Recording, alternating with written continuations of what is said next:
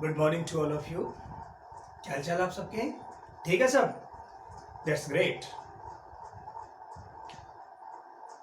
हमने topic start किया है डायरेक्ट एंड इनडायरेक्ट स्पीच, और उस पर मैं ऑलरेडी 2 वीडियोस बना चुका हूँ। आज मैं इसका तीसरा वीडियो बनाने जा रहा हूँ, और इसमें हम सीखेंगे कि इम्पेरेटिव सेंटेंस को डायरेक्ट से इनडायरेक्ट में किस प्रकार चेंज किया जाए। How to change imperative sentences into indirect speech. Let's proceed. Imperative sentence. हम imperative sentence को डायरेक्ट से इनडायरेक्ट में बनाना सीखेंगे। उससे पहले हम ये जान लेते हैं कि आखिरकार imperative sentence क्या होता है। imperative sentence वो सेंटेंस होते हैं जिनमें या तो एडवाइस का भाव होता है, एडवाइस, या फिर ऑर्डर, या फिर रिक्वेस्ट, या इट मे बी सजेशन। अगर कोई भी सेंटेंस इस तरह का भाव लिए हुए हो, मतलब जिसमें या तो किसी को सलाह दी गई हो, या किसी को ऑर्डर दिया गया हो, या रिक्वेस्ट की गई हो, या सुझाव दिया गया हो, अगर इनमें से एक भी नोशन किसी सेंटेंस में मिलता है तो वो सेंटेंस डेफिनेटली इंपेरेटिव सेंटेंस ही होगा। ओके,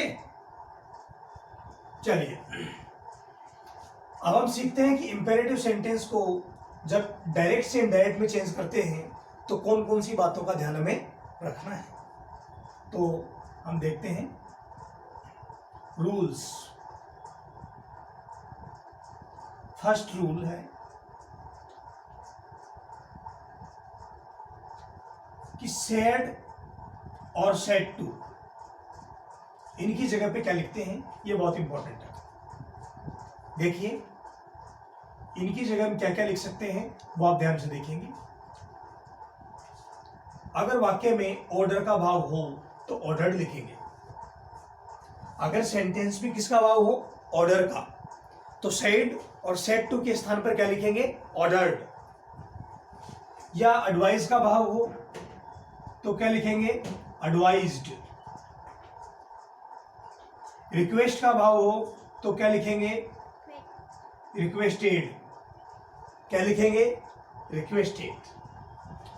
सजेशन का भाव हो तो क्या लिखेंगे, सजेस्टेड। तो इस प्रकार के वर्ड हम लिखते हैं किसकी जगह, सेड और सेड टू के स्थान पर। प्रपोजल का भाव हो तो लिखते प्रपोज्ड, प्रपोज्ड। ठीक है। सेड या सेड टू के स्थान पे क्या लिखेंगे, अगर ऑर्डर का भाव है सेंटेंस में। इसके लिए हमें सेंटेंस को अच्छी तरह से पढ़ना होगा। अगर सेंटेंस अच्छी तरह समझ में नहीं आया तो भाव का पता करना हमारे लिए मुश्किल होता है। इसलिए फर्स्ट ऑफ ऑल हम सेंटेंस को अच्छी तरह से पढ़ेंगे, और उसके बाद ही हम डिसाइड करेंगे कि रिपोर्टिंग वर्ब के स्थान पर ऑर्डर्ड आएगा, या एडवाइज्ड आएगा, या रिक्वेस्टेड आएगा, या सजेस्टेड आएगा, या प्रपोज्ड आएगा। क्लियर। ऑर्डर का भाव होने पे क्या लिखेंगे, ऑर्डर्ड। सलाह का भाव होने पे क्या लिखेंगे, एडवाइज्ड। रिक्वेस्ट का भाव होने पर रिक्वेस्टेड। सजेशन का भाव होने पर सजेस्टेड, और प्रपोजल का भाव होने पर लिखेंगे प्रपोज्ड। क्लियर। तो ये हमने इसका फर्स्ट रूल समझ लिया है, कोई दिक्कत नहीं है।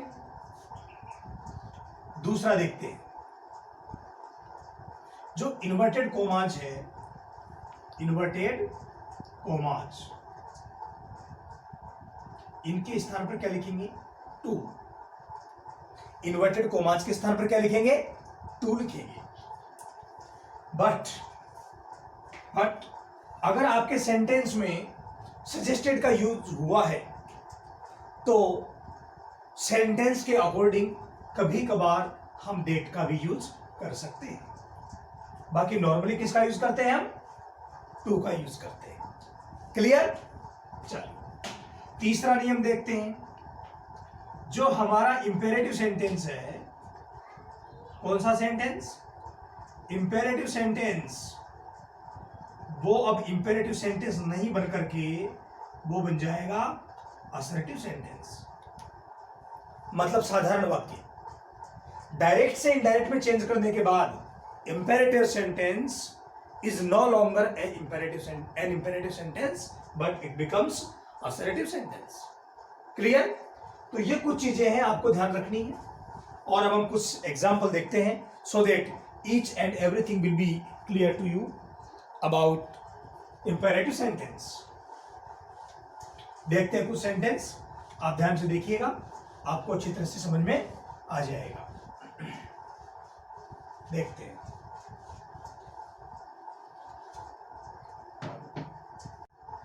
मी a pen, bring me a pen। तो ये जो सेंटेंस है ये डायरेक्ट स्पीच का है और अब हम इसको चेंज करने जा रहे हैं इनडायरेक्ट स्पीच में। देखिए ध्यान से। सबसे पहले द ऑफिसर है, इसको हम एज इट इज लिखेंगे। The officer. अब हमें ये डिसाइड करना है कि सेड टू के स्थान पर क्या लिखना है। ये डिसाइड होगा पूरे सेंटेंस को पढ़ने के बाद। इस सेंटेंस का अर्थ है अधिकारी ने पियोन से कहा ब्रिंग मी ए पेन, मेरे लिए एक पेन लेकर के आओ। अधिकारी ने चपरासी से कहा मेरे लिए एक पेन लेकर के आओ। तो आप अंदाजा लगाइए कि अधिकारी चपरासी से रिक्वेस्ट थोड़ी करेगा, नहीं। क्या उसको सलाह देगा?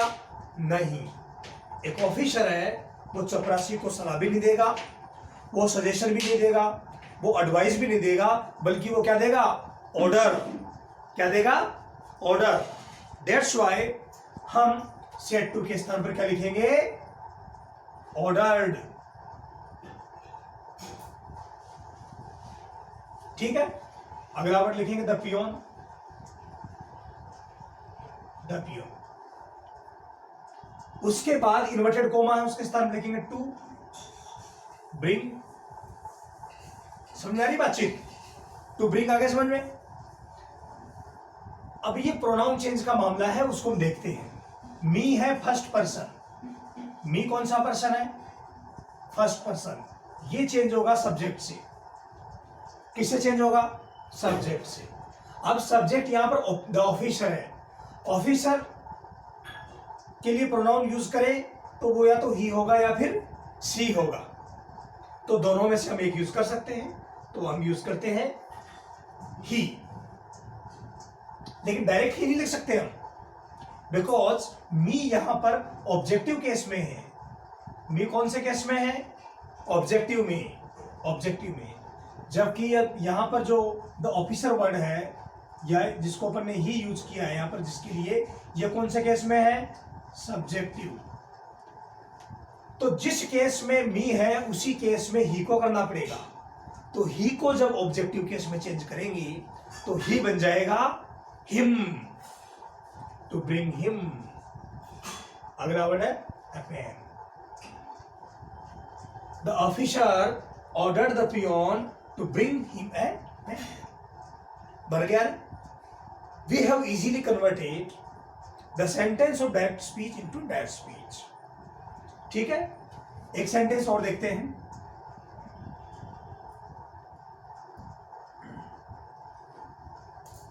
माई father said to me get up early in the morning.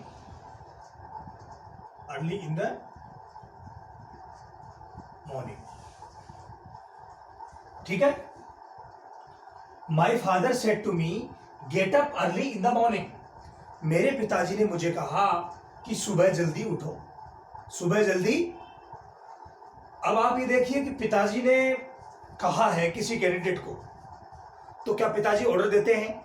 नहीं। तो क्या पिताजी आपसे रिक्वेस्ट करते हैं? नहीं। तो क्या पिताजी आपको सलाह देते हैं? Yes. Father, mother, Elder brother, Elder sister, ये अगर कोई भी बातचीत अपने घर वालों से कहते हैं तो नॉर्मली, स्पेशली अपने आपस में उम्र में छोटे हैं उनसे कोई भी बात कहते हैं तो वो जनरली क्या होती है, एडवाइस, सलाह। तो हम इसको बनाते हैं, इसका बन जाएगा माई फादर सेड टू की जगह क्या आएगा, एडवाइज्ड मी। इन्वर्टेड कोमास की जगह क्या आएगा, टू। बाकी बचा हुआ सेंटेंस हम एज इट इज लिखेंगे। एज इट इज इसलिए क्योंकि इसमें कोई प्रोनाउन भी नहीं है जिसे चेंज करना हो, नहीं कोई ऐसा वर्ड है जो टाइम और डिस्टेंस को शो करता हो जिसे चेंज करना पड़े। इसके पूरे सेंटेंस को हम एज इट इज लिखेंगे। Okay, gate up early in the morning. तो ये हमारा सेंटेंस डायरेक्ट से इनडायरेक्ट में इजी वे में चेंज हो गया है। Any problem? ठीक है, अगला सेंटेंस देखते हैं। The beggar said to me, the beggar said to me, please give me 10 rupees। भिखारी ने मुझे कहा, कृपया मुझे 10 रुपए दीजिए। भिखारी ने कहा, कृपया मुझे 10 रुपए दीजिए। अब इस सेंटेंस को देख के आप आइडिया लगाइए कि भिखारी ने क्या मुझे आदेश दिया है? नो। क्या भिखारी ने मुझे सलाह दी है? नहीं, सलाह दे नहीं सकता आपको, ये कोई सलाह थोड़ी है। प्लीज गिव मी 10 रुपीज, ये ऑर्डर भी नहीं है। तो बताइए क्या है? रिक्वेस्ट। आपसे रिक्वेस्ट कर रहा है वो कितने रुपए देने के लिए? 10 रुपए देने के लिए। तो हम इसको चेंज करते हैं तो हो जाएगा द बेगर सेड टू की जगह क्या आ जाएगा? Requested. The beggar requested me. Inverted commas की जगह टू। इन्वर्टेड कोमास की जगह क्या आएगा? टू। अच्छा, अब आप ध्यान रखें कि प्लीज वर्ड का यूज किया जाता है रिक्वेस्ट करने के लिए। प्लीज वर्ड का यूज हम किस लिए करते हैं? रिक्वेस्ट के लिए। तो इस सेंटेंस में ऑलरेडी हमने रिक्वेस्टेड वर्ड लिख दिया, तो अब प्लीज का यूज करने की कोई जरूरत नहीं है। हम इसको हटा देंगे और अगला वर्ड लिखेंगे टू गिव। मी को चेंज करेंगे सब्जेक्ट से, बेगर है उसको हम ही मानेंगे। मी ऑब्जेक्टिव केस में है, ही का भी ऑब्जेक्टिव केस बनाएंगे तो वो बन जाएगा him. To give him 10 rupees. आगे बात समझ में? कोई दिक्कत नहीं है। तो इंपेरेटिव सेंटेंस में आपको इस बात पर मेनली फोकस करना है कि पहले सेंटेंस को पढ़ेंगे और सेंटेंस का भाव समझेंगे। अगर सेंटेंस का भाव क्लियर नहीं होता है तो इंपेरेटिव सेंटेंस को डायरेक्ट से इनडायरेक्ट में कन्वर्ट करते समय हमें परेशानी हो सकती है। इसलिए आप सबसे पहले सेंटेंस को अच्छी तरह से समझेंगे। एक एग्जाम्पल और लेते हैं। The gardener said to the boys,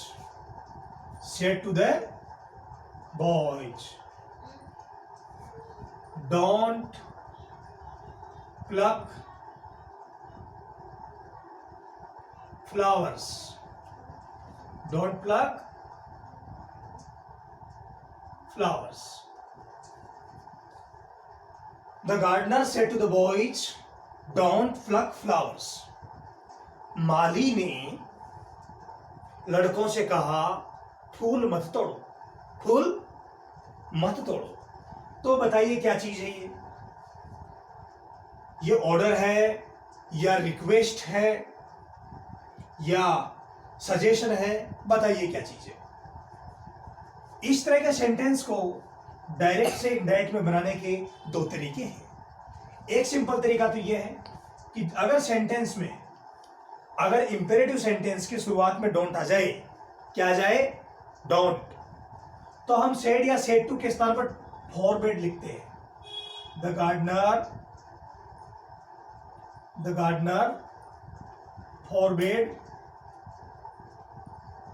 forbade the boys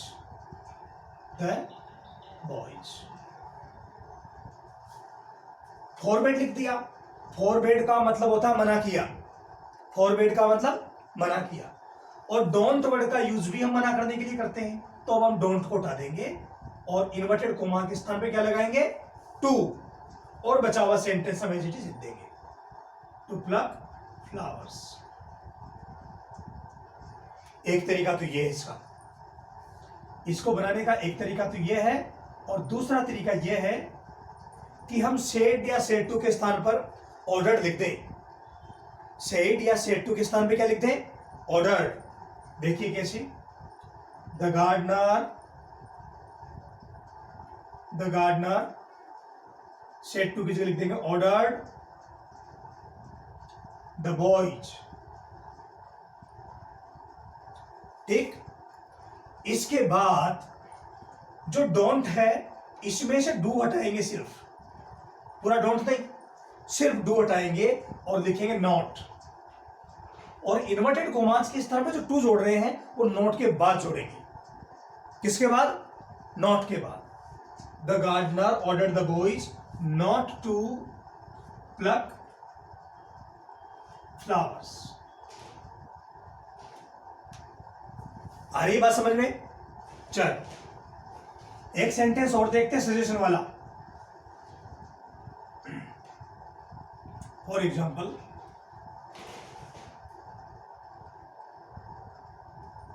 my friends said